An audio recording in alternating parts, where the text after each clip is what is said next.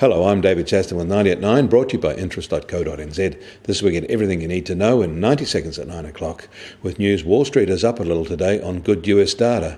More impressively, the US dollar has jumped, and benchmark interest rates are up sharply to their highest level since mid-2011, as inflation expectations get a significant boost.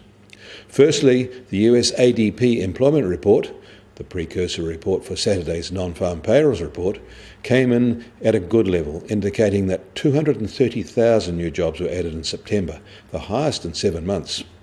Service sector hiring, along with construction sector boost, were the drivers.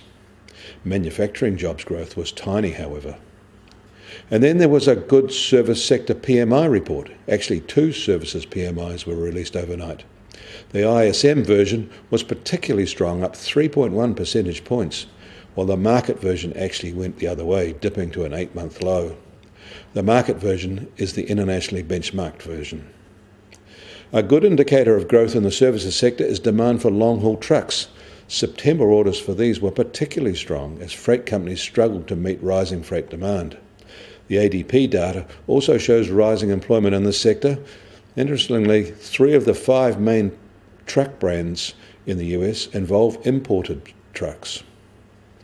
All this upbeat data had a Fed official saying that rate rises are on the way to respond to try and contain the inflationary consequences.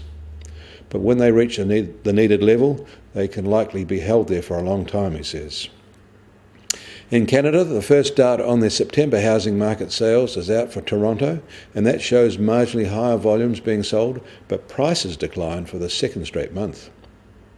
In Turkey, their inflation rate hit 25% year on year as their economy is in teeters. Producer prices hit 46% growth, so more consumer pain is on the way.